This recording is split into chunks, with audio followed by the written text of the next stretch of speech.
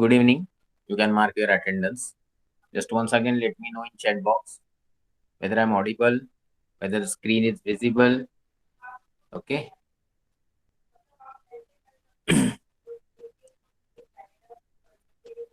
Just give me a second. I'll rotate the screen.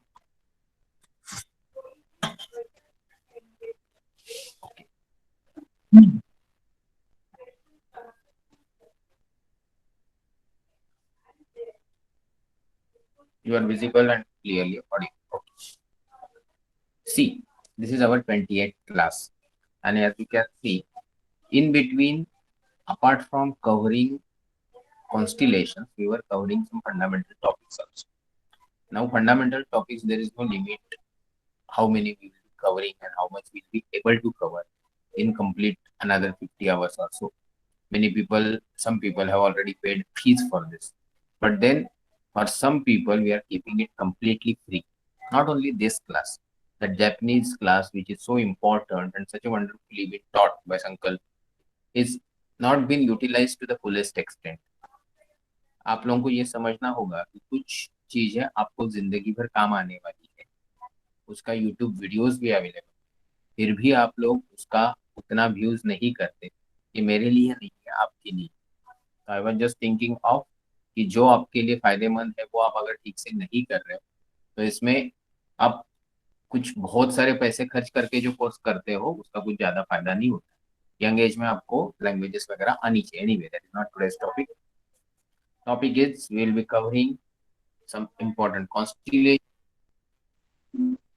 So this is something you all know. Okay, this is that everything is from internet and we are covering this just for you to understand this particular field called astronomy. Okay, so now first topic we'll be covering is Cetus constellation, that is Timingal. Means it is something related to the sea creature, and further details will go into the actual presentation. Here you can see this screen now is clearly visible to you all, and as I can see that these all constellations we have covered, and we were supposed to cover that Blue Arrow 1 constellation, and that Blue Arrow 1 constellation is Cetus. Now this particular screen is of December. Okay. Now why this particular things are being told repeatedly to you to make you aware that whatever we are observing in sky keeps changing the time, month, and period. So this particular thing, what you are observing, that Cetus constellation around Mumbai, when we are talking about December month. Okay. Now I'm going to next slide. This is what we have in.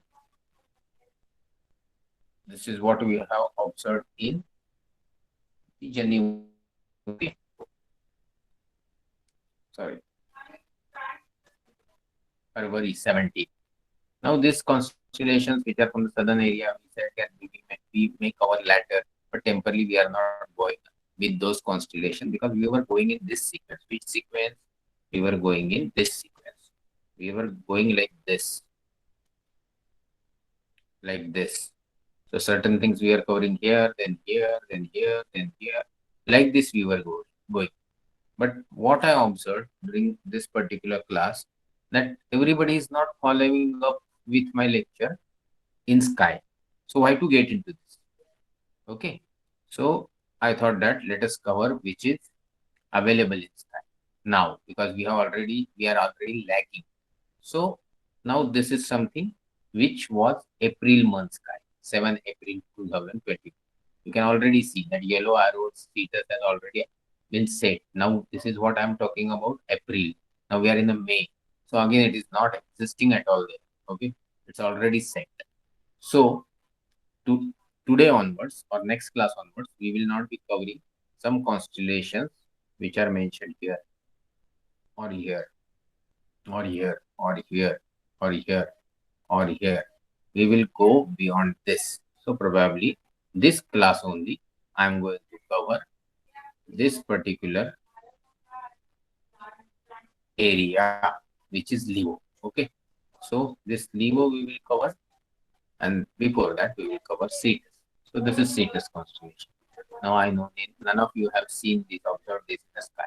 I could observe it because I had been to some distant sites which were having this particular constellations visibility quite good, because the I just want to check one thing. Basically, problem is myself, madam, both are taking classes, and we sit very close to each other. Madam is in adjacent room. I just wanted to know, anybody by chance you are getting some disturbing voice in this lecture apart from my noise or my voice? In case it is clear, I will not instruct anything to her. It's okay. It's visible, audible. भाई लोग कुछ तो लिखो.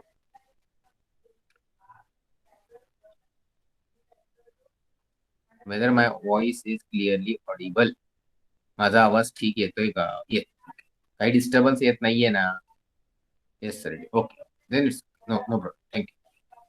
So this is that Cetus constellation. Now we are supposed to know about the details of this constellation. So details of this constellation. Now you all know that this constellation name we have heard in a very important discussion, that is Andromeda.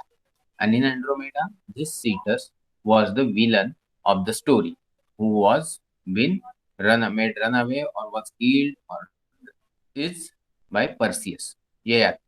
So these stories were repeated many times. बहुत बार आपसे ये सारी stories बताई गई है. आज मैं एक छोटा काम करने वाला हूँ. मैं ये दोनों कॉन्स्टलेशन कवर करूंगा हिंदी इंग्लिश में, and then I will narrate the certain things in Marathi. तो अभी आपके लिए इतना ही कि ये जो आपको दिख रहा है ये सेटस कॉन्स्टिलेशन है. इसमें आपको बहुत इंपॉर्टेंट मेनकार नाम का तारा दिख रहा है, Meera, that is Omicron Ceti, then Deneb Kaitos and tau Ceti दिख रहा है. और ये पूरी कॉन्स्टिलेशन में बहुत ही कम तारे हैं जो मैग्नीट्यूड 3 के आसपास है. तो पहले जान लेते हैं थ्योरेटिकल जानकारी थोड़ी सी. ये जो है इसका राइट असेंशन आर ए और डिक्लिनेशन. तो आर ए है 00 आवर्स और तकरीबन 26 मिनट और 3 आवर्स और 23 मिनट्स. ओके. डिक्लिनेशन है 10 degree to -24 degree. Area of this constellation is around 1231 square degree in the sky. This is the fourth biggest constellation out of 88 constellation which we are about to learn in our astronomy session. इसमें total 14 तारे हैं.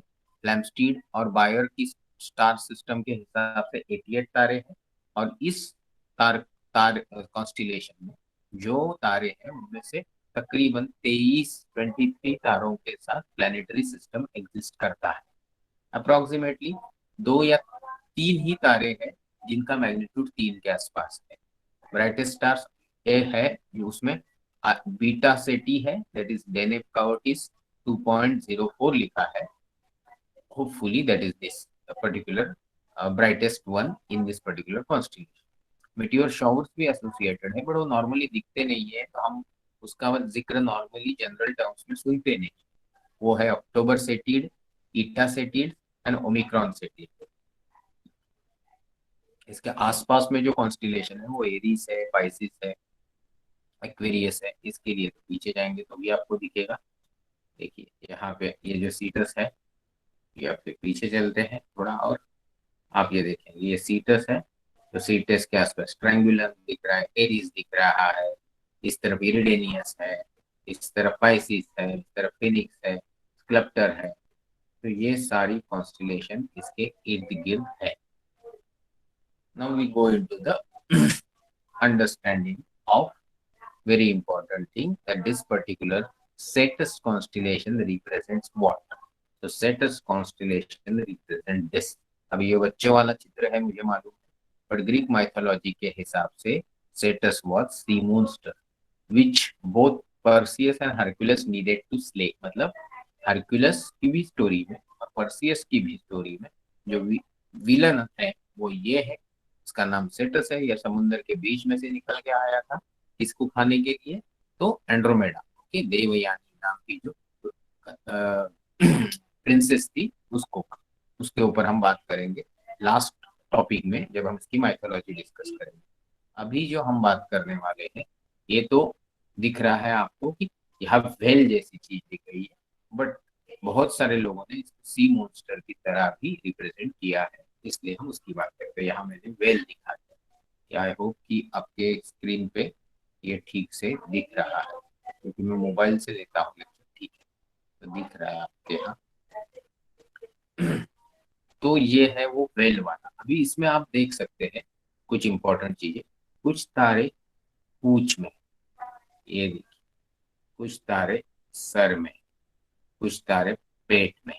अभी इस हिसाब से ही इनके नामकरण होते हैं, जब पुराने जमाने से जो सिस्टम चला आया उसके हिसाब। तो अभी हम एक इम्पोर्टेंट चीज डिस्कस करते हैं, और उसके लिए चलते हैं पहले आगे। यहाँ ये मैं हमेशा दिखाता हूँ, इसका जो रेफरेंस है वो है ये international IAU, international astronomical union के मैप। ये टाइम पे कौन आ रहा है, डिस्टर्बेंस हो जाता है। रविश बढ़ गया। ठीक, ठीक। तो ये जो आप यहाँ अभी देख रहे हैं, ये सेटस कॉन्स्टिलेशन, ऊपर आप देख सकते हैं पाइसिस कॉन्स्टिलेशन, और बीच में से एक लाइन जा रही है जिसको मैं रीड्रॉ करता हूँ। क्या दिख रही है आपको? मैं कलर चेंज कर देता हूँ, डार्क ब्लू कर देता हूँ। ओके, अभी आपको मैंने ड्रॉ की हुई डार्क ब्लू लाइन दिख रही है। तो वो डार्क ब्लू लाइन के ऊपर जो लाइन है वो है ecliptic.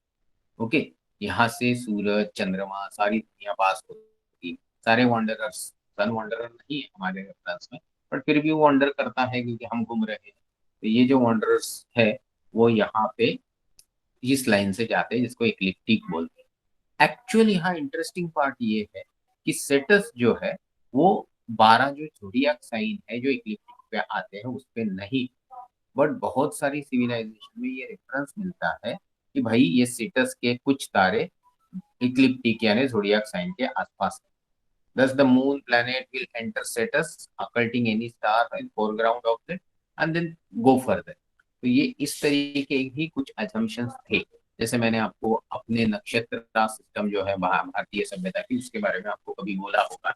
When we talk about this nakshatra system for Indian culture, इसमें एक योग तारा नाम की चीज होती है जो 28वां नक्षत्र, it's not existing, Abhijit Lyra Swarmandal constellation का, तो वो उसमें से जाता नहीं है, बट फिर भी अज्यूम किया गया। यहाँ भी आप देख सकते हो इक्लिप्टिक सेटस के आसपास से नहीं जा रहा है, जबकि उसको कुछ उधर की सिविलाइजेशन ने अज्यूम किया था। ये मैं इसलिए बता रहा हूँ क्योंकि ये चीजें आप लोगों के लिए समझना थोड़ा जरूरी है, कि हम जब बोलते हैं कि कुछ कॉन्स्टिलेशंस इक्लिप्टिक पे आते हैं, तो हम उनको राशि बोलते हैं। कुछ चीजों को हम नक्षत्र बोलते हैं जो राशि के अंदर ही या आसपास में ही रहते हैं। तो यहाँ आपको ये क्लैरिटी आनी चाहिए। यहाँ पे आपको इस इंटरनेशनल एस्ट्रोनॉमिकल यूनियन के चार्ट में नाम अच्छे से दिखेंगे। एक मेंकार लिखा है, नीचे मायरा लिखा है, चलिए सर्कल कर देता हूँ, ये मेंकार है। ये सेटी है, वो अल्फा सेटी मेंकार है। ये बैटन केविटस जीटा है। दे जस्ट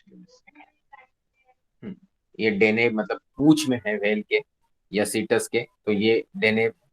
अभी आप यहाँ इनके बारे में जानना चाहोगे तो सबसे ब्राइट जो है वो है अल्फा सेटी मेन कार, 2.5 के आसपास। दूसरा बीटा सेटी तकरीबन 2.540 भी लिखा है इन लोगों ने, तो उसके आसपास। बट बहुत पॉपुलर तारा है इस कॉन्स्टिलेशन का ये। पहले इसको मैं अनडू कर देता हूँ, रुक गया। फिर मैं जो इम्पोर्टेंट तारा है इस कॉन्स्टिलेशन का उसको सर्कल कर देता हूँ। Why this is important? Because Lyra meaning in Latin is wonderful, beautiful.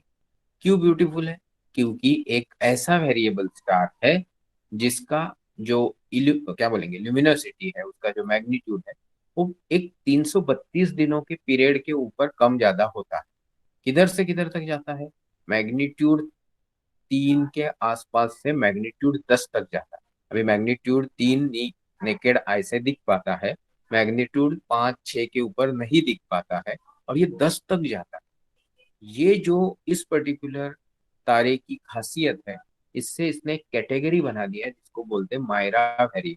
मैंने मीरा रीड किया, बट इसको मायरा रीड किया जाता है। कुछ लोग मीरा भी बोलते हैं।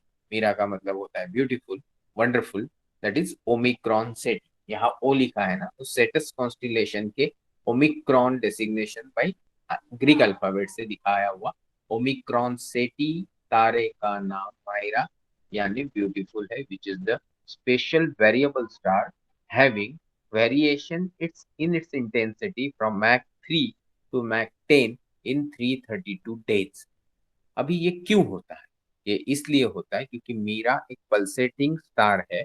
इसका मिनिमम साइज 400 सूरज के डायमीटर इतना है and maximum size 500 solar diameter, 420 light years है अपने से ये। And it was discovered by David Fabricius इन 1596। तभी लाइट वेट का कोई तकलीफ नहीं था, केमिकल पोल्यूशन ज्यादा नहीं था, लोगों को बहुत सारे और बहुत अच्छे तारे दिखते थे। कोई एंट्री मांग रहा है, रुकिए। रंजिता, ओके, ठीक, okay. C, now we'll get into the next part of this particular constellation. Okay. So now we'll go into the deep sky objects of this particular constellation. यहाँ बाकी तारों के बारे में आपको जानकारी चाहिए तो मैं थोड़ा थोड़ा बता देता हूँ, ताकि आपको कुछ भी नहीं पता ऐसा नहीं। जैसा alpha is the main prime, मतलब जो सबसे ब्राइट तारा होता है। ट्रेडिशनली इसका नाम मेंकार यानी नोज, किसका नोज? ऑब्वियसली यहाँ ऊपर की तरफ है, मतलब ओवेल या सीटस का नोज है। रेड जायंट स्टार है, मैग्नीट्यूड 2.5 के आसपास है, 220 लाइट ईयर्स की दूरी पे है पृथ्वी से। It is double star. अब ब्लू व्हाइट टाइप का इसका एक सेकेंडरी स्टार भी है, जिसकी मैग्नीट्यूड तकरीबन 5.6 है और 440 लाइट ईयर्स की दूरी पे। ये मैं बात कर रहा था अल्फा की। अभी हम चलेंगे बीटा की तरफ, जो यहाँ है डेनेब कॉइटस। डेनेब मतलब पूछ, शेप्टी मधला तारा। तो ये जो बीटा है इसका नाम है डेनेब कायोटोस और Diphda and is the brightest stars in Cetus. जैसे मैंने बोला तकरीबन 2.42 मैग्नीट्यूड का ऑरेंज जायंट स्टार है, तकरीबन 96 लाइट ईयर दूर है अपने से। और डेनेब कायोटिस मींस व्हेल या सीटस, तिमिंगल के पूंछ का तारा। ओके, इसके अलावा भी कुछ है, जैसे एक ग्यामा है। ओके, तो gamma is basically Kaffaljidhma, head of the whale. ये यहाँ ऊपर की तरफ, सॉरी सॉरी सॉरी सॉरी, ये ऊपर की तरफ है, यहाँ वाला, इसकी बात कर रहा हूं मैं। इसी तरीके से इसमें बहुत और सारी चीजें हैं जिनके बारे में हम पढ़ सकते हैं। जैसे एएसेटी नाम की एक चीज है, ये ट्रिपल स्टार सिस्टम है। ब्राइटेस्ट मेंबर का भी मैग्नीट्यूड नेकेड आई से दिखने वाला नहीं है, 6.2 है। और primary and secondary are separated by 8.4 arc seconds. अभी इसी तरीके से UV Ceti is one of the unusual binary variable है, 8.7 लाइट ईयर्स दूरी पे है अपने से। और ये जो मैंने आपको पिछले लेक्चर में करीब से करीब तारे कौन से हैं ये सब गिना आपको बताया था, तभी इस यूवी सिटी का हमने नाम लिया था। Okay, so now will go into the deep sky object. Okay, अभी कुछ लोगों को जो नए से आते हैं उनको थोड़ा ही बोरिंग लगता होगा, बट एस्ट्रोनॉमी बहुत इंटरेस्टिंग है जब आप प्रिलिमिनरी 4-5 लेक्चर सुनते हो। आगे अगर उसको इंटरेस्टिंग रखना है तो आपको खुद को थोड़ा पढ़ना पड़ेगा। अभी हम चल रहे हैं डीप स्काई ऑब्जेक्ट, जिसमें नॉर्मली मेसियर ऑब्जेक्ट आते हैं, कुछ और ऑब्जेक्ट भी आते हैं, बट इस पर्टिकुलर की बात करें, इसकी इस पर्टिकुलर कॉन्स्टिलेशन की, तो इसमें डीप स्काई ऑब्जेक्ट तो है, बट इसमें मेसियर ऑब्जेक्ट बहुत कम है। Okay, Cetus lies far from the galactic plane. क्यों? क्योंकि जो अपनी आकाशगंगा का प्लेन है, उस प्लेन से त्या प्रतलाच्या बाहेर सेटस ही कॉन्स्टिलेशनचे तारे लाई करतात. Now sets constellation being little far from the galactic plane, many distant galaxies are visible because there is no dust and the problems created by the bands of the Milky Way. And but the problem is that the Messier objects are not much because there are no much brighter objects. तो messier के naked eye observation से जो object की list बनी उसमें से एक ही एक एग्जिस्ट करता है यहाँ पे, जिसका नाम यहाँ पे M77 लिखा गया है। NGC 1068 है। NGC का मतलब होता है न्यू जनरल कैटलॉग में listed item number. Ninth magnitude spiral Galaxy है ये, नियर डेल्टा सेटस। अभी आप बोलेंगे ये सर, ये देखिए यहाँ पे आपको हाँ M77 दिख रहा है। ओके, तो ये M77 हम डिस्कस कर रहे हैं। अभी मुझे आपको फिर से तकलीफ देनी पड़ेगी, मुझे आपको पूछना पड़ेगा कि मेरी आवाज ठीक से आ रही है कि नहीं, क्योंकि गांव में कोई अनाउंसमेंट हो रहा है मेरे घर के बगल में, तो मुझे क्लियर नहीं है। यस सर, या okay sir, I think ma'am's voice is coming in between. वाह, good sir, can you please send link of the YouTube channel of the, एक मिनट मालिक रुको, एक मिनट ना, जस्ट गिव मी सेकंड। मैं सवाल पढ़ लेता हूँ आपकी। यस इट इज क्लियर लिखा आपने, मैम स्वाइस। पूर्वा बोल रही है, शायद मैडम का आवाज आ रहा है। फिर पूर्वा बोल रहे, please send the link of YouTube channel of the Japanese class, only one of the group as when I searched the name I was not able to get. Okay. Yes sir, yes sir, yes sir, yes sir, yes sir, clear voice. Okay, thank you. तो voice में clarity है। Japanese class की जहां तक बात है, 50 बार आपको message भेजने के बाद भी आपके पीछे लग पड़ा रहने के लिए, मैं कोई इलेक्शन में खड़ा नहीं होने वाला हूँ और मुझे वोट नहीं देने वाला। ओके, आपकी जरूरत है, आप ढूंढो, देखो। इस तरीके से मुझे बात करना पसंद नहीं है, बट 100 बच्चे हैं, उसमें से हार्डली 20-30 बच्चे फीस देते हैं, और फिर भी हम लोग साल में 3000 लेक्चर्स देते हैं, ऑलमोस्ट फ्री ऑफ कॉस्ट ही है। और उसकी क्वालिटी क्या है वो आप देखते भी है। फिर भी आपके पीछे पड़ा रहूं, इतना मैं फ्री नहीं हूँ, ये मैं आपको बोल देता हूँ। और आपको जो इसमें से समझना है समझ लो। If you don't like my statement then you can leave the class. चलो नेक्स्ट, हम बात कर रहे थे M77 की। M77 की हमने बात की कि स्पाइरल गैलेक्सी है, one of the brightest object in sets constellation है, जबकि ब्राइटेस्ट होने के बावजूद भी इतना ठीक से दिखता नहीं है, क्योंकि इसकी मैग्नीट्यूड उस लेवल की नहीं है, 6 और 5 के लेवल की, जहाँ पे हमको चीजें आसानी से दिख सके। Okay, just give me second. एक मिनट होल्ड। तो अभी हम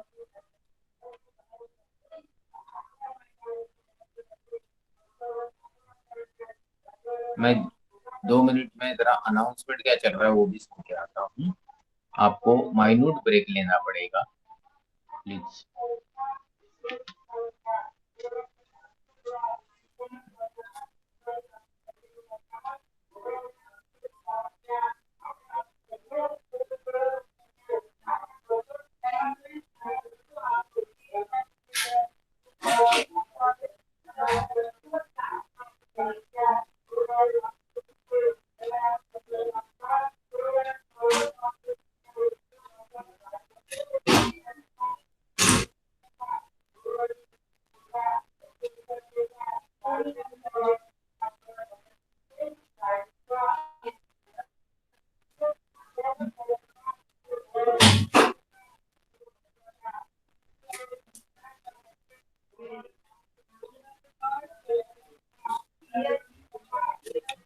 सॉरी, 1.5 साल बाद लोगों को यहाँ याद आ गया है कि भाई घर में बैठो, ये अनाउंसमेंट करना पड़ेगा। So now that announcement is going on. We have just finished, about to finish Messier object 77, जिसकी हमने बात की कि a ninth magnetic spiral galaxy near Delta City है ये। It appears face-on type and has clearly visible nucleus। Nucleus की बात करें जिसका मैग्नीट्यूड तकरीबन 10 के आसपास है। हमसे ये 50 मिलियन मतलब 5 करोड़ लाइट ईयर्स की दूरी पे है। It is some type of Seyfert galaxy and thus a bright object in a radio spectrum। Radio spectrum मतलब रेडियो टेलीस्कोप से हम देखेंगे तो इसका जो स्पेक्ट्रम है या इसका जो विजिबिलिटी है वो काफी ब्राइट लेवल पे दिखता है। अभी हम अगर बात करें कि इसके आगे एक इंटरेस्टिंग ऑब्जेक्ट है जिसका नाम है होल्मबर्ग 15A। अब ये होल्मबर्ग 15A है क्या? ये सुपर जायंट इलिप्टिकल गैलेक्सी है। Okay, and the central dominant Galaxy of the Abel 85 Galaxy cluster. अभी ये थोड़ी कॉम्प्लिकेटेड चीजें हैं, आप लोगों को ये इतना ही पता रहना चाहिए कि इलिप्टिकल टाइप की गैलेक्सी है, थोड़ी दूर वाली कितनी दूर है? अबाउट 700 बिलियन लाइट ईयर, मतलब 70 करोड़ लाइट ईयर्स दूरी पे है पृथ्वी से ये। और ये चीज का ये आपके सामने फोटो दिखाया गया है, ताकि ये फोटो सारे जो हबल और डिफरेंट टाइप के चीज से आते हैं। Okay,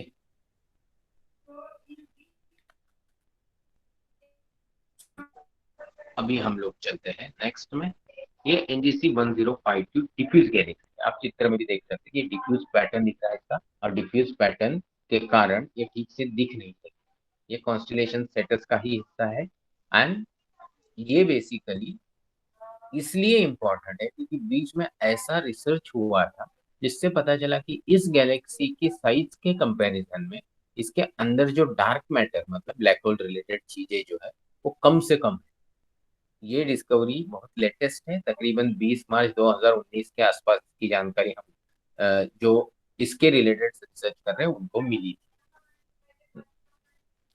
then now we this is diffused galaxy, जो आपको यहाँ पैटर्न दिख रहा है डिफ्यूज वाला, तो इसलिए उसको डिफ्यूज बोला जाता है। I hope it is clear to you. कुछ डाउट है तो आप चैट बॉक्स में लिखिए, क्योंकि मैं अभी चैट बॉक्स भी ओपन करके रखा है। ओके, एक मिनट, एक मिनट, ठीक। तो अभी यहाँ पे कुछ नहीं। Okay, now we go to the next slide, जिसके बाद ये बहुत इंटरेस्टिंग ऑब्जेक्ट आपको लगेगा चित्र देख के। ये basically NGC 246 new general catalogue का आइटम, क्लैडवेल 56 है। It's called sets ring, it's a planetary nebula. Okay, with a magnitude 8, 1600 light years की दूरी पे है हमसे। एंड सम अमेच्योर एस्ट्रोनॉमर के हिसाब से इसने गार्नर्ड सम निक नेम पैकमैन। पैकमैन नाम का एक गेम था, वो आप खेलते होते हैं कि नहीं मालूम, पैकमैन नेबुला है। इसको स्कल नेबुला भी बोला जाता है। Okay, this nebula and star associated with are listed in several catalogue, जैसे मैंने क्लैडवेल की बात की, एनजीसी की बात की, तो ये बेसिकली हमसे 1600 लाइट ईयर्स की दूरी वाला 12th मैग्नीट्यूड के आसपास है। ये दिखना का इतना अच्छा दिखने का कारण है कि जो टेलीस्कोप से इसका फोटोज लिया जाता है, फिर टेस्टिंग इंप्रेशन क्रिएट किया जाता है, वो थोड़ा कलरफुल रहता है, इसलिए वो आपको अच्छा लगता है। अभी हमने कवर किया एक इम्पोर्टेंट कॉन्स्टिलेशन सेटस। अभी हमको इसकी स्टोरी पढ़नी है। तो स्टोरी मैंने आपको थोड़ी बता दी है, फिर भी ये बता दूं कि originally seats constellation is associated with well, जो हमने पहले बार पिक्चर देखा। ओके, ये मेसोपोटामियम जो कल्चर है उसका हिस्सा है। It is now also called whale, but some many people से it is Cetus the sea monster. Okay, जिसको परसियस या फिर वो कौन है, हरक्यूलिस, उसने मारा। प्रिंसेस एंड्रोमेडा को पोसाइडन, जो देवों के राजा है वगैरह, उन्होंने लिए परसियस ने इस सी क्रिएचर को मारा था। ऐसा स्टोरी हमने एंड्रोमेडा के पीरियड के दरमियान सुना था।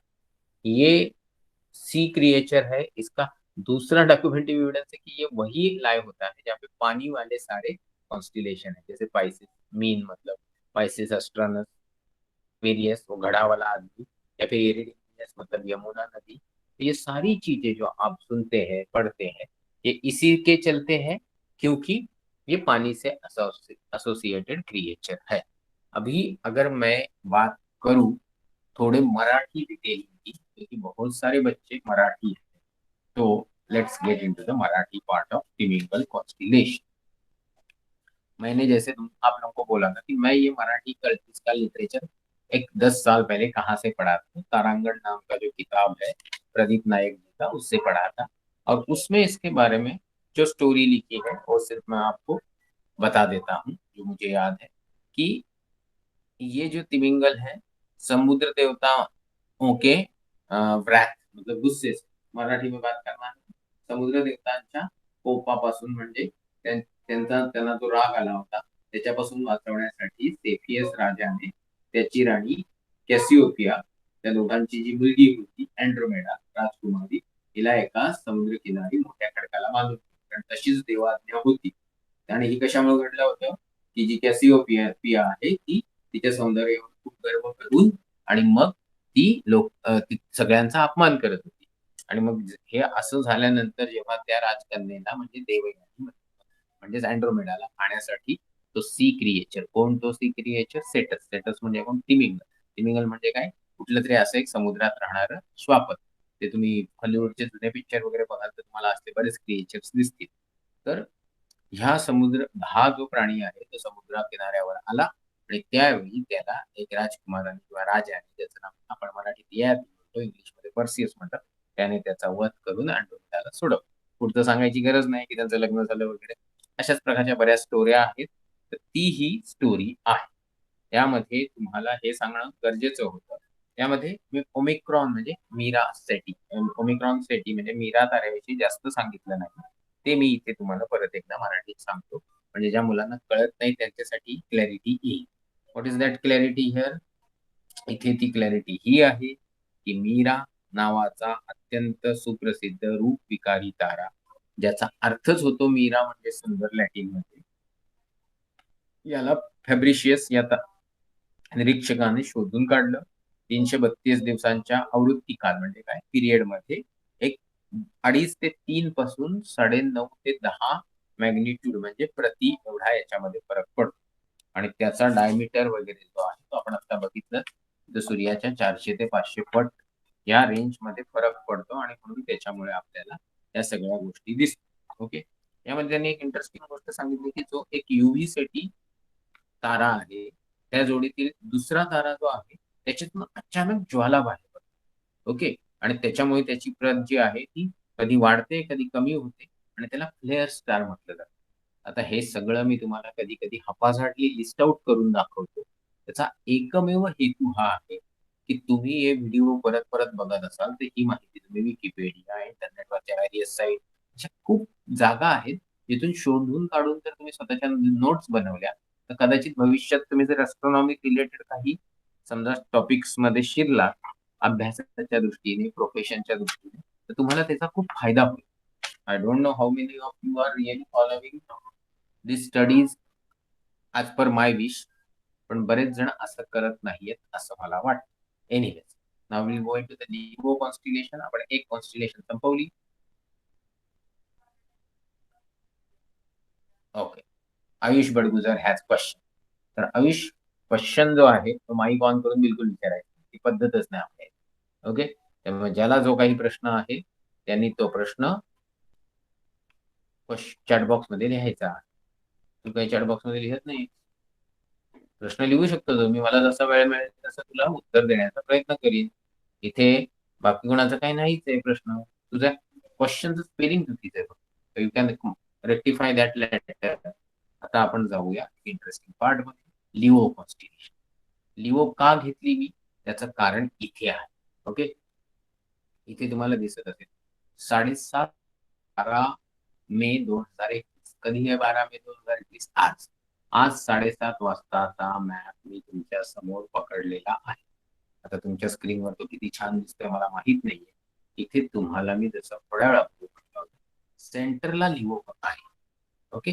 जर मी त्याला छोटं छोटं करत गेलो म्हणजे असं लक्षात येईल ही सेंटरला इथे कलर चेंज करतो. इथे सेंटरला इथे लिओ आहे, म्हणजे सेंट्रल प्लेनला म्हणजे डोक्यावर म्हणजे झेनिथवर अभी आपका लिओ कॉन्स्टिलेशन 7:30 बजे था. 1 घंटे में थोड़ा शिफ्ट हो गया, वो आगे गया होगा. हमने वो सब हिसाब किताब किया है कि 24 घंटे में 360 डिग्री, तो 1 घंटे में कितना वगैरह वगैरह, तो उससे हमारे हिसाब किताब क्लियर है कि कितना. यहाँ से हम शुरू कर रहे हैं, आगे हम लोग इसी में से चीज को टच करते जाए. और फिर हमने एक नया प्रोजेक्ट डिफाइन किया स्पेसिफिकली एस्ट्रोनॉमिकली, एस्ट्रोनॉमी कोर्स के बच्चे और जो बाकी बच्चे जैसे यूपीएससी के बच्चे जिनके लिए सारा जनरल नॉलेज बहुत जरूरी है साइंस एंड टेक्नोलॉजी के मद्देनजर, तो वो लोग एक एक कॉन्स्टिलेशन को चूज करेंगे और उसके ऊपर एक 4-5 मिनट बात करेंगे. इससे सबको बोलने की आदत पड़ेगी, सबको काम करने के लिए कुछ ना कुछ तो रीजन मिलेगा. और जो अलसी टाइप के लोग हैं, माय वॉइस इज ब्रेकिंग, बाकी लोग लिखो कि मेरा वॉइस क्लियर है कि ब्रेकिंग है.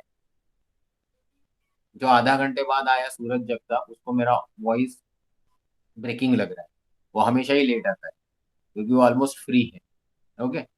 तो जिनको फ्री मिलता है उनको किसी चीज में इंटरेस्ट नहीं है, वही प्रॉब्लम है। तो ठीक है, सबको क्लियर है, सूरज जगताप का नेटवर्क प्रॉब्लम है, वो तुम खुद चेक कर लो। So this is now लिवो। तो ये लिवो हम पढ़ने वाले हैं। तो उसके लिए हम थोड़ा क्लोज शॉट लेते हैं लिवो का। और ये क्लोज शॉट में आपको यहाँ दिखेगा कि ये जो लिवो कॉन्स्टिलेशन है, इसमें राइट में लिवो माइनर भी है। मतलब एक है सिंह राशि और बाजू में है लघु सिंह राशि, नहीं है क्योंकि वो इक्लिप्टिक पे नहीं। इस तरफ सेक्सटेंस है, हाइड्रा है, नीचे की तरफ कैंसर है, जिसके ऊपर अगले क्लास में श्लोक बात करने वाला है। और ऊपर की तरफ Canes Venatici, Crater, Ursa Minor, major सब है। So now this is the Leo जिसके बारे में हम बात करने वाले हैं। बहुत ही प्रोमिनेंटली दिखता है। आज रात को क्लास खत्म होने के बाद भी थोड़ा वेस्ट की तरफ झुका हुआ आपको ये कॉन्स्टिलेशन दिखे। वक्त है तो आप जाके देख सकते हो। अभी आप बोलेंगे ये क्या बच्चों वाला चित्र है, और बच्चों वाला चित्र देखना जरूरी है क्योंकि माइथोलॉजी की बात करें, पुराणों की बात करें, तो सारे दुनिया में बहुत ही कम कॉन्स्टिलेशन है जो कॉमनली आइडेंटिफाई। मतलब आप मेसोपोटामिया में जाओ, आप इजिप्ट चले जाओ, आप कहीं अफ्रीका में चले जाओ, आप इंडिया आ जाओ, आप चाइना चले जाओ, इस कॉन्स्टिलेशन को बहुत सारे लोगों ने लिवो ही बोला है क्योंकि ये लिवो ही दिखता है। बहुत सारे लोगों ने कुछ अपने वाइल्ड इमेजिनेशन यहाँ दिखा, कैसे इमेजिन किया उसका चित्र मैं आपको यहाँ दिखाया। अभी मैं आसमान में, ये लाइन डायग्राम भूल जाओ, स्टार डायग्राम इस तरीके से दिखता है। ये लिवो है प्रैक्टिकली इन स्काई। अभी उसके नाम यहाँ, और ये नाम बहुत जरूरी है कि आप याद रखो। क्यों? सॉरी, क्यों? क्योंकि ये कॉन्स्टिलेशन बच्चे से बच्चा भी आसमान में सबको दिखा सकता है। साथ में अगर वो स्टार्स के नाम बोल सके बहुत बढ़िया, डिस्टेंस बोल सके बहुत ही और बढ़िया, एक एक स्पेसिफिक तारे का नक्षत्र से संबंध जोड़ के कुछ बता सके और भी बढ़िया। तो ये सारी चीज के लिए ये चित्र मैंने आपके सामने रखा है। अभी मैं आपके लिए बोल देता हूँ इसकी थोड़ी बहुत जानकारी तारों से रिलेटेड, जिससे आपका नॉलेज थोड़ा बढ़ेगा। ओके, तो आपने यहाँ जो देखा लियो कॉन्स्टिलेशन में, उसमें अल्फा है रेगुलस, बीटा में भी टेनेबुला, गामा में भी अल्जीबा, मैं नहीं देखा है अभी तक ठीक से, Zosma, and the sickle shape, and the Rasalas. Okay, तो ये जो अभी आपके लिए मैं पढ़ मार्क कर रहा हूँ, सॉरी पढ़ बोला, ये इंपॉर्टेंट तारा है, दैट इज रेगुलस। ये मघा, ओके, मघा नक्षत्र। ओके, ये बहुत इंपॉर्टेंट पीरियड है जहाँ पे सूरज आने के बाद फिर बारिश जो होती है, उससे जो बेसिकली पैडी फील्ड्स मतलब राइस फार्म, उसका जो बीज मतलब क्या बोलते हैं तांदुल, ओके, उस चावल जो है उसका चावल का फॉर्मेशन बनना, इस पीरियड के लिए ये जो बारिश होती है ये बहुत जरूरी। ओके, तो एनीवेज अभी हम इसमें जाएंगे नहीं ज्यादा। तो अभी हम चलते हैं इनकी जानकारी की तरफ। पहले हम इस चित्र को यहाँ स्टडी कर देते हैं और फिर जानते हैं कि इस पर्टिकुलर कॉन्स्टिलेशन में राइट एसेंशन कितना, 11 डिग्री, राइट, सॉरी 11 आवर पे है ये कॉन्स्टिलेशन, डिक्लिनेशन तकरीबन +15 डिग्री है। NQ2 ये इसका बेसिकली क्वाड्रेंट है। इसका एरिया 12वां है साइज में, 947 स्क्वायर डिग्री है ये। मेन स्टार तकरीबन 9 से 15 के बीच में है। फ्लैम्स्टीड बायर स्टार सिस्टम के हिसाब से तकरीबन 92 तारे आते हैं और उनमें से 13 तारों को प्लैनेट्स। ओके, अभी ब्राइटेस्ट स्टार रेगुलस है। इसमें एक इंपॉर्टेंट चीज है कि इसमें मेसियर ऑब्जेक्ट बहुत तकरीबन 5। ओके, इसके मीटियोर शावर की बात करें तो लियोनिड्स बहुत ही फेमस मीटियोर शावर। ओके, अभी इसके बॉर्डरिंग स्टार्स कौन से है ये देखने के लिए हम थोड़ा चलते हैं आगे। ये देखिए, वहां जो आपको लियो दिख रहा था और यहाँ जो लियो दिख रहा है ये थोड़ा अलग। ये थोड़ा आपको ऐसा लगेगा हट्टा कट्टा टाइप का नहीं है, बट जो इंटरनेशनल एस्ट्रोनॉमिकल यूनियन फॉलो करता है ये यही चार्ट है। इसमें से लाइंस को भूल जाओ, तो भी जो मैं बोल रहा था इसमें बहुत सारे मेसियर ऑब्जेक्ट है, वो आप देख सकते हैं यहाँ पे। M6665, M10496, ये दो यहाँ पे आपको अच्छे से दिख रहे हैं। So let's undo them. Oh oh oh oh sorry, undo कर देते हैं। अभी हम बात करते हैं कि इसके साइड में कौन। आप यहाँ देख ही सकते हैं, लियो माइनर ऊपर की तरफ है, अर्सा मेजर ऊपर की तरफ है, फिर इस तरफ नीचे सेक्सटेंस है, फिर इस तरफ जाएंगे तो वर्गो है, जिसमें आपको चित्रा मिलेगा तारा। तो ये लियो कॉन्स्टिलेशन के नेबर है। अभी चलते हैं हम थोड़ा नीचे।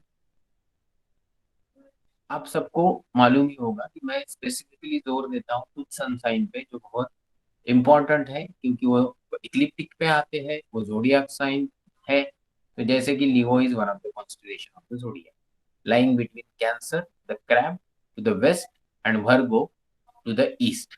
It is located in the northern celestial hemisphere. Name Latin is stands for lion, and the ancient Greek represented Nemean lion killed by the mythical hero Hercules.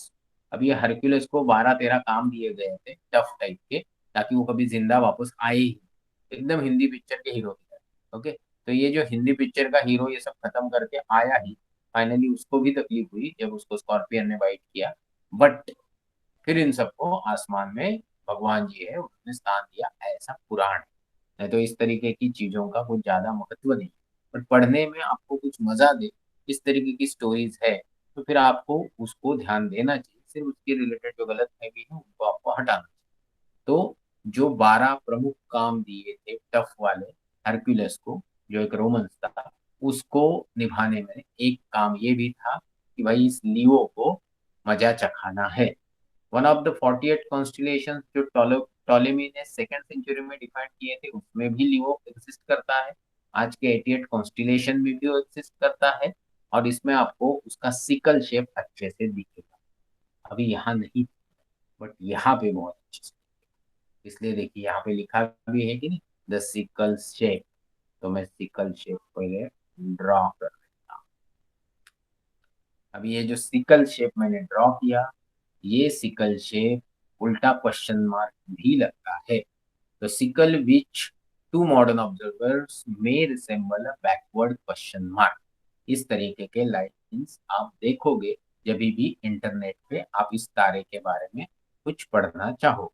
Okay, तो अभी हम चलते हैं इसी सिस्टम में जहाँ पे हमको थोड़ा तारों के बारे में पढ़ना है। इस तारे के अंदर बहुत इंटरेस्टिंग चीजें हैं, क्योंकि इसमें बहुत सारे ब्राइट तारे हैं। तो अभी यहाँ न जाते हुए हम इंटरनेशनल एस्ट्रोनॉमिकल यूनियन के मैप में चलते हैं, क्योंकि यहाँ पे हमको ब्राइटनेस समझ में आता है। जितना बड़ा काला सर्कल उतना बड़ा ब्राइट वो तारा। आप अभी देख के समझ ही गए होंगे कि इसमें अल्फा रेगुलस है।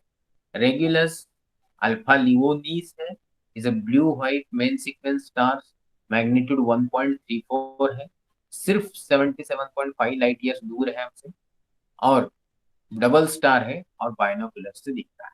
तो हमने जो नया बाइनोकुलर खरीदा है हाल ही में 1-2 महीने पहले, उस बाइनोकुलर से आप यहाँ आएंगे तो उसका डबल स्टार सेपरेट आउट करके आपको दिखाने की जिम्मेदारी मेरी, सिर्फ याद रखने की जिम्मेदारी आप।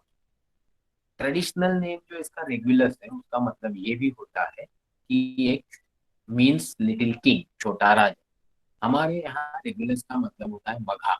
मघा का संबंध है माघ महीने से, और जैसे मैंने पिछली बार चित्रा का चैत्र महीने से संबंध जोड़ा था, वैसे ही मघा का माघ महीने से संबंध है कि फुल मून के नाइट जब चंद्रमा राइज होता है, तो ये चंद्रमा उस तारे के साथ राइज होता है जब माघ महीना होता है। तो ये वो रेगुलस की स्टोरी है। Now if you go to the battalions, Denebola किधर है? लास्ट, पीछे की तरफ। आप यहाँ देख सकते हैं, इसको कलर चेंज कर देता हूँ मैं। ये है डेनेबोला। फिर से मैंने डेने मतलब पूछ का, तो ये लाइन की पूछ वाला तारा है, that is Denebola. Beta Leonis, it is फिर से ब्लू व्हाइट टाइप का स्टार है, 2.23 मैग्नीट्यूड वाला है, 36 लाइट ईयर्स अर्थ के दूरी पे है, और इसका मतलब होता है लायन की पूंछ यानी लायन स्टेल। बीच में अल्जीबा है, बहुत अजीबो गरीब टाइप का नाम है, पर मुझे बड़ा मजा आता है, क्यों मालूम? मुझे पहले से ये अल्जीबा तारा बहुत पसंद है। ये गैमा लियोनियस है। Third optical component, the primary and secondary are divisible with a small telescope, and tertiary is visible in binocular. तो ये दोनों काम हम कर सकते हैं जब हम यहाँ पे आएंगे टेलीस्कोप और बाइनोक्यूलर का इस्तेमाल करें। द प्राइमरी स्टार जो है वो गोल्डन येलो है, 2.61 मैग्नीट्यूड का. Secondary similar but magnitude 3.6 and having period of 600 years. 126 light years दूरी पे है अपने से ये. और अल्जीबा मीन्स द फोरहेड. अभी किसका फोरहेड? ऑफ कोर्स शेर का. जबकि मुझे वो तो गर्दन में दिख रहा है, तो अभी उसका कुछ नहीं कर सकते, क्योंकि वो सिकल शेप के हिसाब से भी शेर भी बनाओगे तो भी उसका फोरहेड वहां पे नहीं आता. और उनको लगता है हम कुछ ज्यादा नहीं कर सकते. डेल्टा लियोनिस जिसका नाम जोस्मा लिखा गया है, और वो जोस्मा मैं आपको दिखा देता हूँ. सॉरी, ये है वो जोस्मा. ओके, 251 लाइट ईयर्स के दूरी पे है, 3 मैग्नीट्यूड का तारा है. Epsilon लियोनिस, give me second.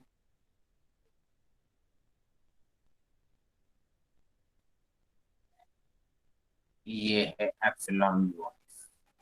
Okay, इसका भी मैग्नीट्यूड इतना अच्छा है कि ये दिख पाता है, 3 मैग्नीट्यूड का है. या and then we have zeta and iota Leonis. Okay, अब ये सब तारों की स्टोरी में हम नहीं जाते हैं. हम पढ़ते हैं एक स्पेसिफिक तारे के बारे में. एक नाम है म्यू लियोनिस, उसका नाम है रासेलेस. ओके, अभी रासेलेस को ढूंढता हूँ, थोड़ा ढूंढ दीजिए मुझे. म्यू यहाँ पे मिला. ओके, ये है म्यू. और इन सबको मैं अंडू कर देता हूँ.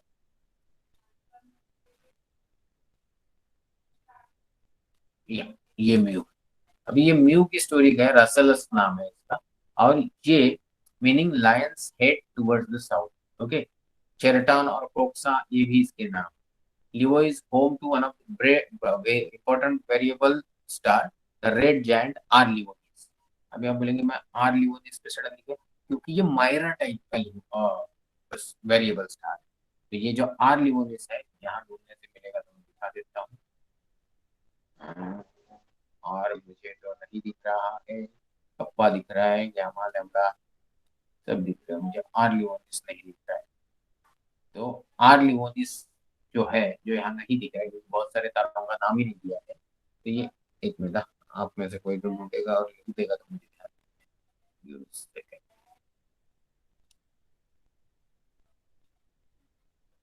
When you call start project today और कमिंग, है ना. जब लेक्चर चल रहा है तो आप सिर्फ लेक्चर का करो. ओके, जो आपको सवाल आते हैं वो आप व्हाट्सएप पे भी भेज सकते हो. ओके, और बहुत सारे लोगों का ना सिर्फ एक तरीका होता है जिसको हम बाद में डिस्कस करेंगे, कि जो जब चल रहा है उसको ध्यान न देना. ये थोड़ी गलत आदत है, आपको जल्द से जल्द इसको सुधारना होगा. ठीक है, so we are done with this important star naming system of Leo. Now we go into the some other important facts of Leo. The star Wolf 359, ये हमने पढ़ा था. Nearest, one of the nearest star to the earth, 7.8 light years की दूरी पे है. ये लियो में है. और ये रेड ड्वार्फ हमने पढ़ा था. ऐसे टाइप के कार्बन स्टार है. Is the brightest stars in the night sky at infrared telescope. Infrared telescope से जब हम देखते हैं एन बैंड में 10 माइक्रोमीटर वेवलेंथ में, तो हमको ये ब्राइटेस्ट दिखता है. इस तरीके के कुछ इंपॉर्टेंट चीजें हमको यहाँ पे दिखती है. इंपॉर्टेंट स्टेटमेंट जो मैं पढ़ा था वो मैं पढ़ के ही आपको सुनाता हूँ. Modern astronomer including Tycho Brahe in 1602 exercised a group of stars that once made up of the tuft of the lion's tail and used them to form the new constellation called Coma Berenices. मतलब बेरेनेसिस के बाद उसने वहां रखे. although there was precedent for that designation among the ancient and Greek Romans. तो coma बेरेनेसिस नाम की constellation exist करती है, और उसको 1602 से ही आइडेंटिफाई करने की कोशिश की गई. अभी हम यहाँ जो देख रहे हैं उसको मैं वापस नहीं आऊंगा, इसलिए यही दिखाई देता हूँ. देखिए M66, M65, M105 and M96. इसके अलावा भी इसमें कुछ होगा जो यहाँ दिखाई नहीं दिए, इनके बारे में अभी हम पढ़ेंगे. So let's go into the deep sky. यहाँ मैं, हाँ, एक चीज बताना मुझे. यहाँ आप देख सकते हो, ये ये जा रहा है इक्लिप्टिक. ओके, ये लियो कॉन्स्टिलेशन के नीचे, बट रेगुलस इसके ऊपर लाई करता है, जो योग तारा है. मग- ये नक्षत्र है. तो एक मिनट, कौन आ रहा है इस टाइम पे? पीयू पाटिल. लो, कभी भी उठ के आ जाए. तो ये आपका योग तारा है, ओके, मघा नक्षत्र का। और इसमें और जो दो इंपॉर्टेंट नक्षत्र है, पूर्वा भाद्रपदा या फाल्गुनी, ऐसा कुछ हो, वो हम देख लेते हैं अभी यहीं पे, है क्या यहाँ पे। ओके, मघा, पूर्वा फाल्गुनी और उत्तरा फाल्गुनी, ये तीन नक्षत्र यहाँ पे आते हैं। तो ये मघा शुरुआत वाला है, तो जैसे पीछे जाएंगे तो पूर्वा और उत्तरा फाल्गुनी हमको दिखेंगे। तो अभी हम उसमें नहीं जाते हैं, let us cover the deep sky objects which are located in this. Let me undo. अभी हम चलते, जो यहाँ मैंने इक्लिप्टिक की बात की, वो मैं यहाँ आपको एरीज के बारे में दिखा रहा हूँ। कि देखिए यहाँ ये इक्लिप्टिक जो है, ये यहाँ से जा रहा है, जो पाइसिस कॉन्स्टिलेशन जो ये है उसमें है, जबकि एरीज के आसपास भी नहीं, काफी दूर है, फिर भी उसको वहां कंसिडर किया जाता है। इसका कारण है कि वहां पे उस टाइप का ब्राइट तारा नहीं। So now let's get into the important part of deep sky object. M66 की हम बात कर रहे हैं। M66 is a spiral Galaxy, it's a part of Leo triplet. अभी लियो ट्रिपलेट क्या है? लियो में ऐसे तीन इंपॉर्टेंट चीजें एक ही साथ में दिखती है, M65, NGC 3628 एंड M66। तो ये भी हम देखेंगे एंड में इस स्लाइड शो के। अभी हम बात करते हैं सिर्फ M66 की। It is at a distance of तकरीबन 3.7 करोड़ लाइट ईयर्स। ये थोड़ा डिस्टॉर्टेड शेप है, ग्रेविटेशनल इंटरेक्शन है, और इसी ग्रेविटेशनल इंटरेक्शन का, जो ग्रेविटेशनल लेंसिंग जिसको बोलते हैं, वो चीज यहाँ पे दिखाई देती है। दिस इज लियो कॉन्स्टिलेशन में जो ग्रेविटेशनल लेंसिंग का चित्र मिला है, या जो समझ में आ सकता है, वो यहाँ पे। Okay, the notable gravitational lens known as a cosmic horseshoe is found in Leo, और उसका चित्र आपको यहाँ पे दिख रहा है। अभी हम चलते हैं आगे की तरफ। ये M65 है, जो वही मैं बोला कि भाई जो लियो ट्रिपलेट है उसमें से एक हिस्सा है। और इसके बारे में अगर थोड़ा पढ़ जानना है तो हम पढ़ लेते हैं। M65 is an intermediate spiral galaxy, 3.5 crore light year की दूरी पे है, and it was discovered by the Charles messier in 1780। Okay, फिर M65 के अलावा ये बहुत इंपॉर्टेंट ऑब्जेक्ट है, ये M95। ओके, ये barred spiral galaxy 3.3 crore light year की दूरी पे है। It is discovered by Mechain in 1781। यहाँ पे आपको जो चित्र दिख रहा है, 2012 में एक सुपरनोवा इसमें डिस्कवर किया गया था। ये बेसिकली M95 का चित्र है। अभी मुझे ये पता नहीं कि सच मुझे इतना कलरफुल क्यों है, तो जो था इंटरनेट पे वो मैं आपको दिखा। M96 इज सिमिलरली एक गैलेक्सी है, यही तकरीबन 3 करोड़ लाइट। ये कॉन्स्टिलेशन लियो में है। अभी हम चलते हैं M105 की तरफ। ये मैं फटाफट इसलिए कवर कर रहा हूँ कि ये सारी गैलेक्सी, तो ये भी एक इलेक्ट्रिकल गैलेक्सी है, M105, तकरीबन वही 3.6 करोड़ लाइट ईयर की दूरी पे है। बेसिकली एक इक्वेटोरियल कॉन्स्टिलेशन है। अभी एक ऑब्जेक्ट है 3628, ये आप देख सकते हो। It is called hamburger galaxy, सराज galaxy. It is unbarred spiral galaxy, 3.5 crore light years की दूरी पे। इसको भी विलियम हर्शल ने डिस्कवर किया था, और अभी किया है। ये है लियो ट्रिपलेट। इसमें आपको M65, M66 और NGC 3628। तो फिर से एक बार हम नजर घुमाएं। ये NGC 3628, ये M65, और ये है आपका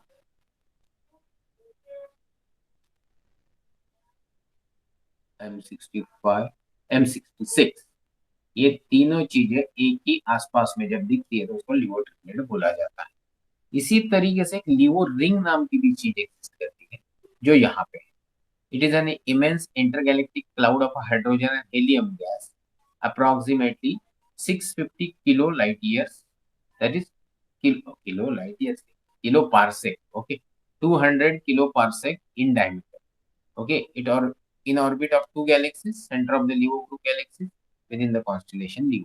यहाँ ये क्या दिख रहा है? Nothing but it's big cloud of hydrogen and helium. वैसे ही ये एक लास्ट ऑब्जेक्ट है, NGC 2903, बार्ट स्पाइरल गैलेक्सी है, इक्वेटोरियल कॉन्स्टिलेशन है, वैश्विक विषुववृत्त मतलब वृत्तावर असलेली आहे ही, और इसको विलियम हर्शेल ने डिस्कवर किया था।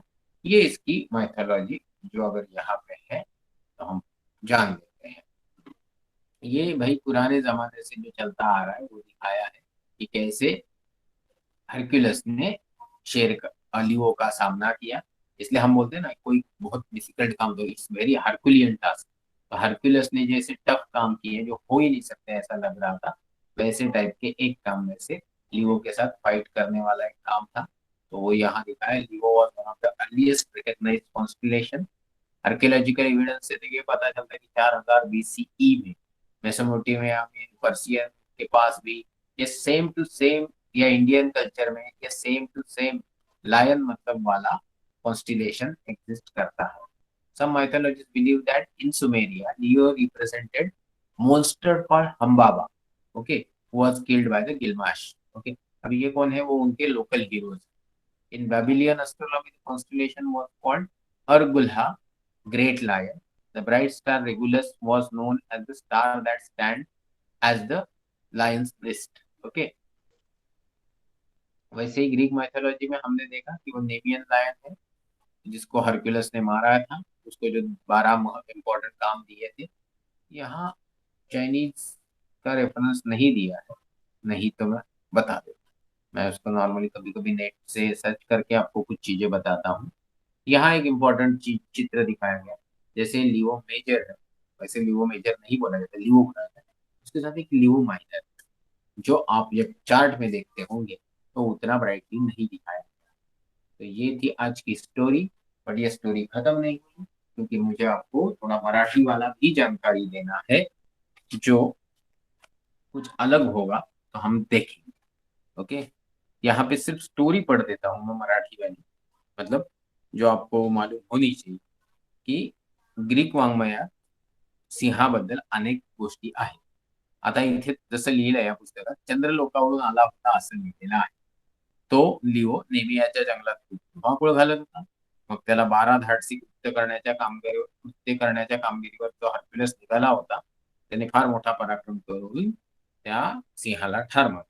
आणि मग you all know the story, मग त्या दोघांनाही उचलून आकाशात स्थान देण्यात, समथिंग ऑफ दॅट काइंड, ध्रुवपळाचं।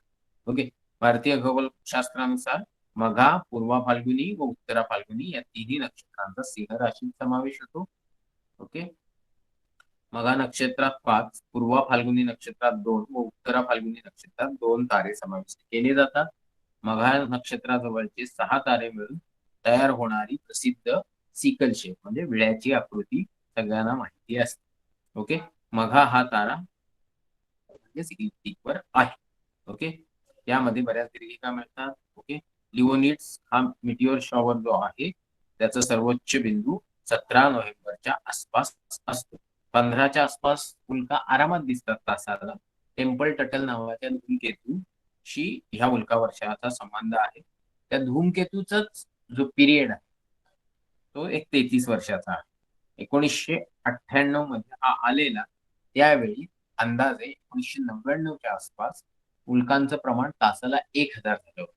आता आपण सगळे 2031 पर्यंत जगणार आहोत कोरोना निघून गेल्यानंतर। 2031 मध्ये अप्रॉक्सिमेटली उल्कांचं प्रमाण म्हणजे 2031 ला तो फेरी मारेल, त्यामुळे 2032च्या लिओनिड्स मध्ये कदाचित एका तासाला 1000, 5000, 10,000 उल्का पण दिसू शकतात। त्यामुळे सगळ्यांना जर जिवंत राहायचं असेल तर सगळ्यांनी मास्क घाला, घराच्या बाहेर विनाकारण पडू नका, काळजी घ्या, गार्गलिंग करत राहा, व्यायाम करत राहा, अभ्यास करत राहा, घरात दिलेलं सगळं खा, उगाच कटकट करत बसू नका। हे सगळं आई बाबा सांगतच असतात। मी पण परत एकदा सांगतोय, त्याला कारण आहे की आपण निर्माण केलेली वाईट परिस्थिती आज आपल्याला घरात बसवते।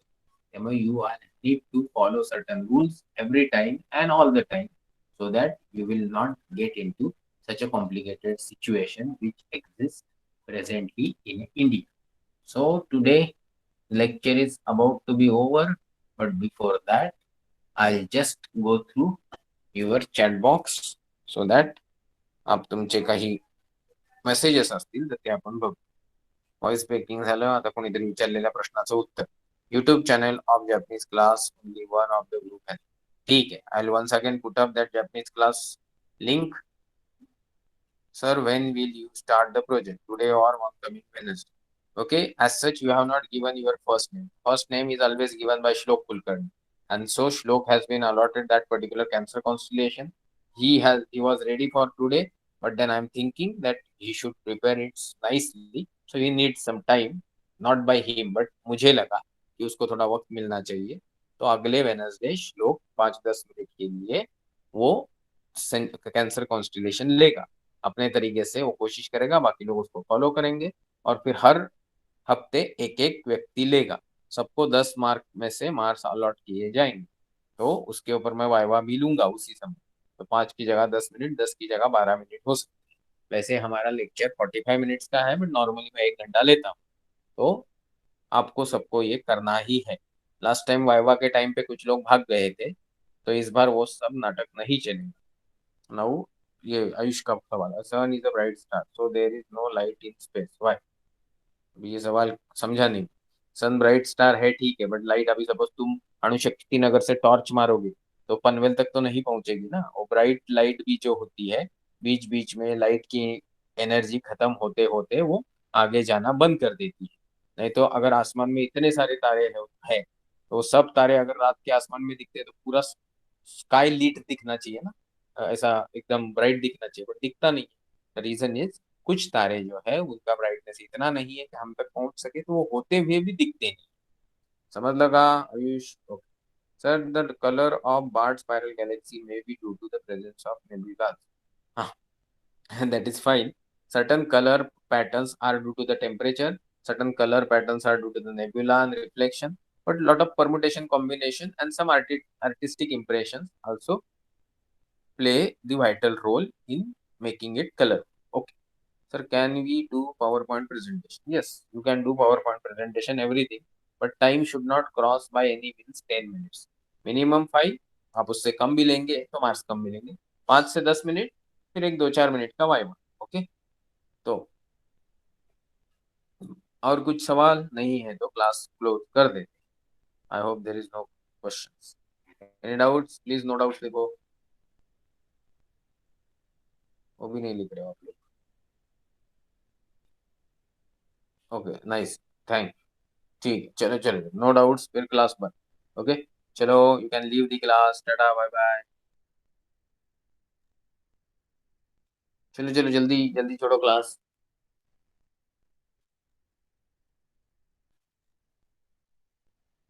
Please leave the class as early as possible.